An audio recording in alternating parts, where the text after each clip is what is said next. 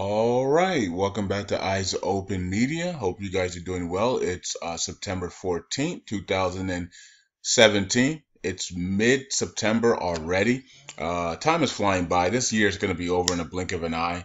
But I did tell you guys that, especially on the main channel, we talked about this, that by mid-September, we were going to see the backside of Bitcoin. We're going to see the backside of Bitcoin, and we're also going to see a nice drop in Digibyte, and that's exactly what's happening right now. So don't be panicked. Stop panicking. The whole world is panicking and stuff. We went through this before when we went to 1790, and then we went all the way to 5,000. Okay, so stop panicking. Okay, we are doing shark tooth movements on the cryptos, and we're on the back side of that shark tooth, and we're coming to the end of it, and then we're going to then start a new gum line, and then a new tooth is going to start, and then we're going to go from 3,000 to about 7,500 on this next run. Okay, so stop worrying and give it a break. Okay, we will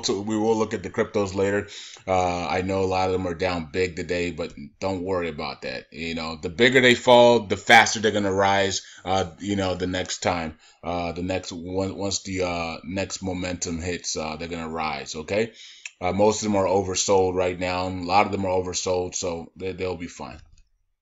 Okay, so let's get into the actual news here, and this is Abadi addresses the world. Okay, so we're gonna read this article, and then on the main channel today, I will go over all the articles and everything that you guys had to say on Facebook Currency 365 as well. Okay, so there's a lot of things talking about the referendum and stuff like that. We'll get into that on the main channel. We're gonna read this article here about Abadi addresses the world. Okay, so let's take a look at what it is. It says, where is the importance of Abadi's visit to the United States?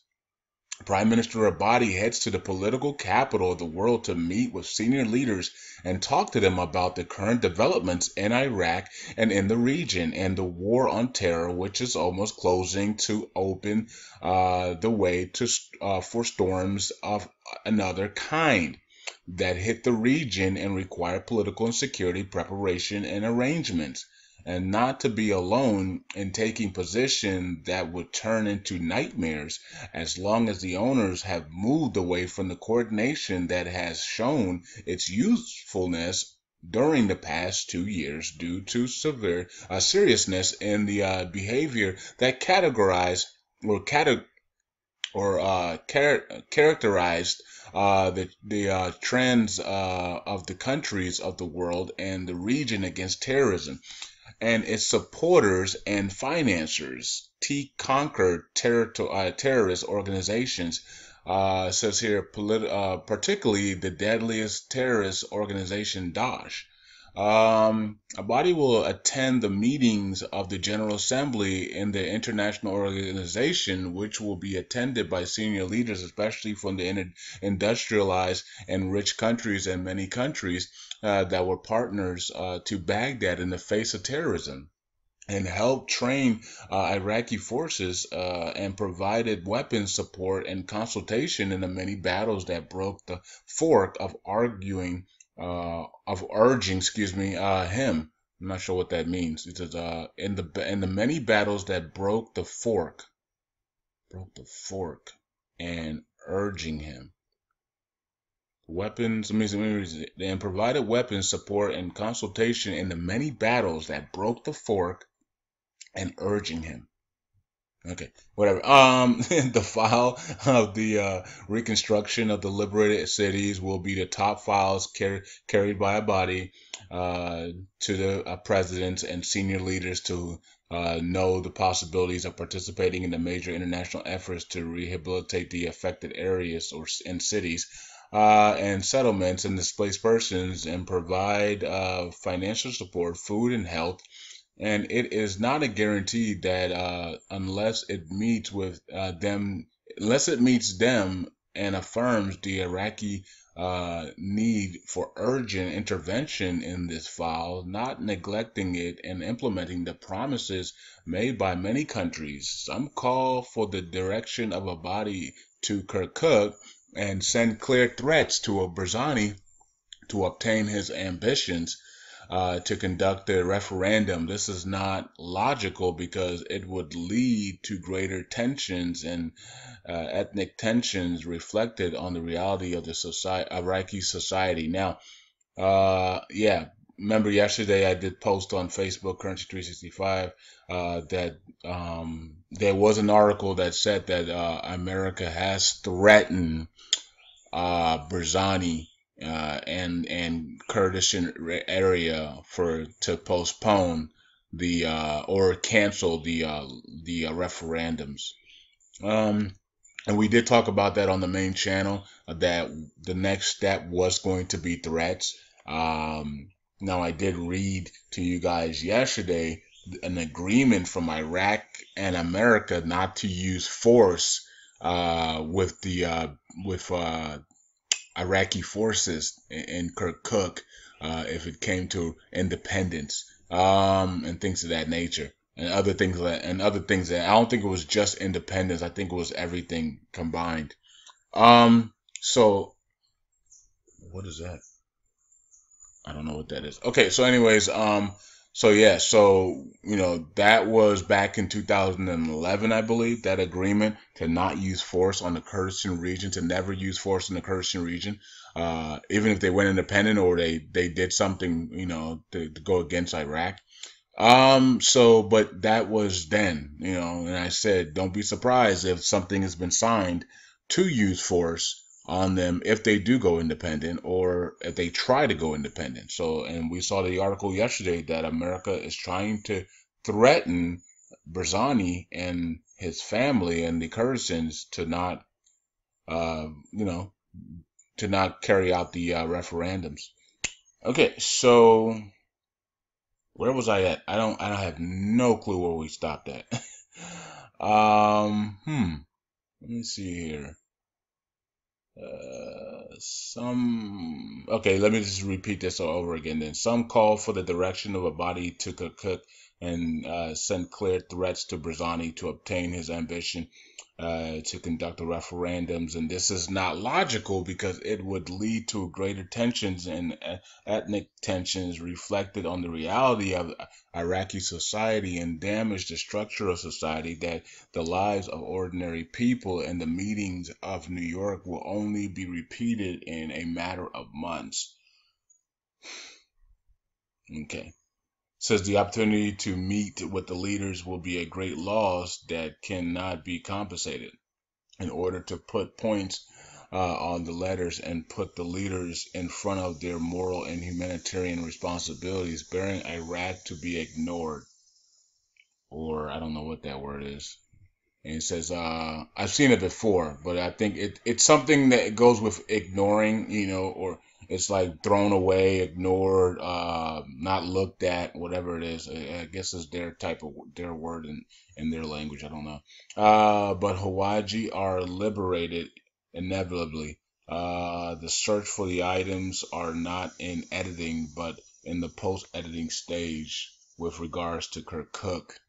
The Prime Minister was clear that the solution to their problems through dialogue and negotiations, as well as position of the referendum Kurdistan. Now, the good thing about Abadi, for me, seen so far publicly, is that he's kept it in dialogue form, right?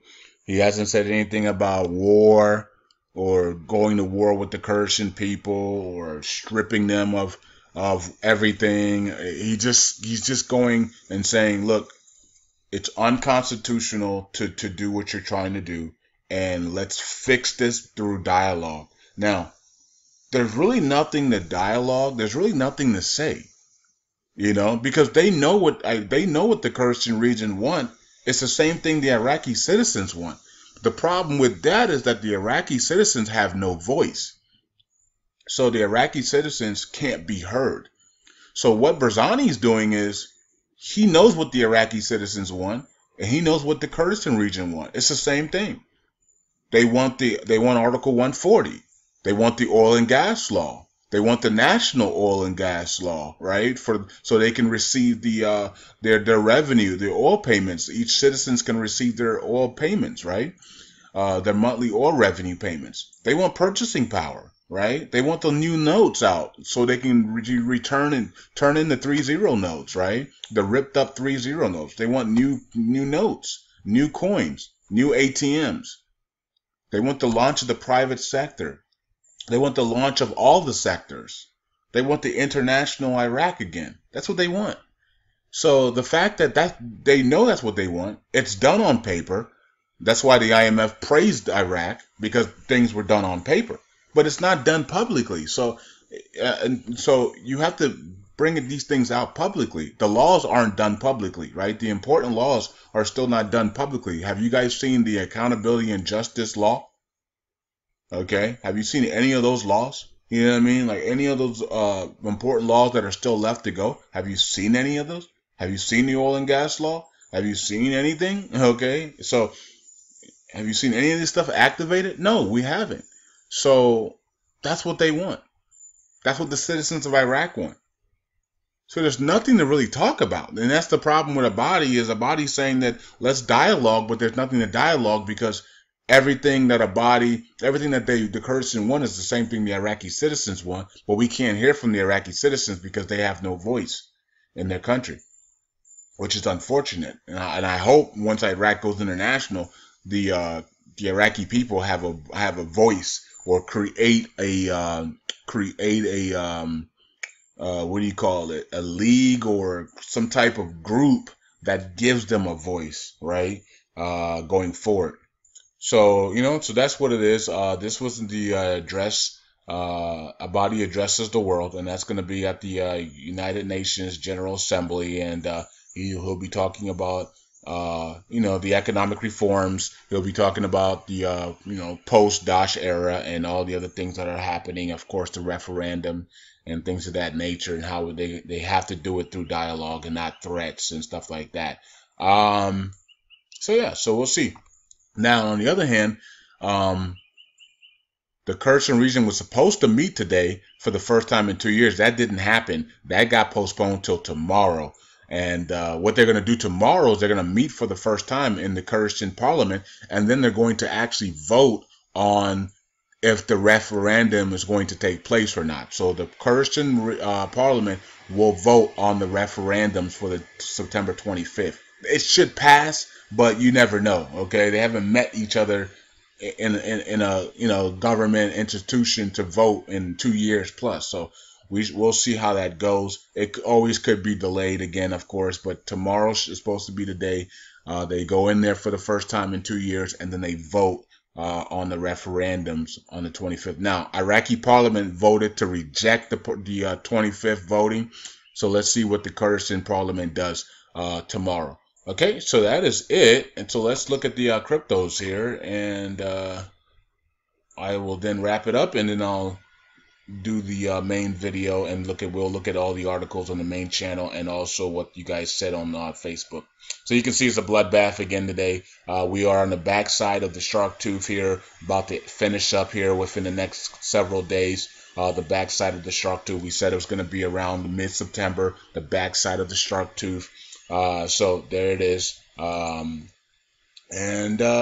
Yeah, so somewhere between 2,900, like a lot of people have been saying, that's correct. Around 2,900 to 3,300 is where it looks like we're going to bottom out at. So we're right there at 34 something. So it could go lower. We have support at 33, 32, 3,000, of course, is psychological support, and then of course 29. So it's massive support. So somewhere between 29 and 33 is where we're going to bottom out at, and we're going to correct ourselves here within the next 7 days, and then we're going to get a buy signal come in about third week of September, and then we're going to start the new shark tooth and go up. And I think we're going to at least see anywhere between 6,000 to 8,000 range. That 7,500 range is really looking good for us on the next move up for Bitcoin. Okay, so Ethereum's at 240. Good time to pick up some Ethereum. Good time to pick up all these coins. Litecoin's under $50 again. It was just at 90. So Litecoin was just at 90 bucks. Now it's at now it's at 48 bucks. It's a good time to pick up some Litecoin today. Okay. Um, let's see here. Dash is at 262 again. Monero's under 100 bucks. Everything's a good pickup right now. Miso Go's at 889. Good time to pick up some of Miso Go. We're looking for 15 bucks here soon, and then 20. Actually, the last 2 weeks we're gonna hit 15, and then we're gonna hit 20. I think we're gonna see 20 bucks for Miso Go by the end of the month, into early first week of October.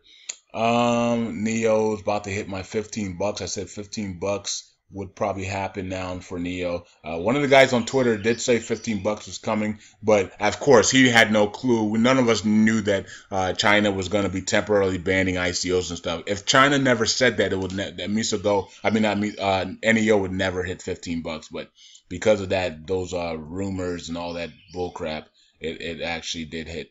Our coin's doing well while everything else is not, up 21%. BitShares. I think, hopefully next year, what I want to see next year for the cryptos is that when Bitcoin drops, coins don't drop. I want to see that next year. I think next year will be the year where we finally see coins not move up and down with Bitcoin. Okay. Because right now, when Bitcoin drops, everything else drops. And that shouldn't be the case. Look at our coin. Arc is up 21%. That's how it should be. Coins shouldn't drop. Coins that have nothing to do with Bitcoin, except being pegged to Bitcoin, shouldn't drop just because Bitcoin drops. And I think next year will be the year that we see that investors finally realize that just because Bitcoin's down 5% doesn't mean I have to sell Artcoin or Digibyte or 10x coin. What does that have to do with Bitcoin? You know what I mean? So I think next year will be the year that we finally see that happen, and we finally see, because it's like if the dollar drops, then that means Google and everything else drops. No, they don't. They don't do that. So the dollar drops, and that markets aren't bad when the dollar drops. Markets are usually up when the dollar drops now, right? So I think we're going to start to see that next year, a lot more next year, that when Bitcoin drops 3% or 5%, it's not going to affect the altcoins any longer. Okay, because they're going to realize I don't have to sell my Golem just because Bitcoin is down 5%. What does that have to do with what does Golem have to do with Bitcoin? You say so. I think next year will be the year that we finally get over that hump, where if Bitcoin is down 6%, a lot of the altcoins could still be up 20%, 15%, 5%, just a normal day. And they don't have to go where Bitcoin goes, okay? So I think that's going to be next year. I think sometime in the summertime of next year, we're going to finally see coins separate themselves from Bitcoin and do their own thing, and Bitcoin does its own thing. Because there's no reason why the markets are all down just because Bitcoin's down. That doesn't make any sense. These coins are all different. They do all different things. They all have different news. They all have different abilities. They're not Bitcoin. Okay. Digibyte shouldn't be suffering because of Bitcoin. Okay. And there's the dip that we said was coming, and there in the mid-month dip, and that we said was gonna happen, and there it is. So we just had it. We just broke these lows, and there's that mid-September dip, and we said we're gonna see a mid-September dip, and then we're going to run straight up into October 2nd. So here we are. We on the backside of the shark tooth for Bitcoin, and we have seen the Digibyte mid-September dip as predicted, and now we're going to see, now is a good time to pick some coins up, because then we're going to run into October 2nd. So that's cool. Okay, so I'll talk to you guys later. Don't want to make this video any longer, because I will be doing a crypto charts video later today on the main channel. Talk to you guys later. Actually, I'll see you guys tomorrow. Hopefully you enjoyed the rest of the videos. I did post other videos on the channel. Check those videos out, and talk to you guys tomorrow. Peace out. Eyes open. Bye.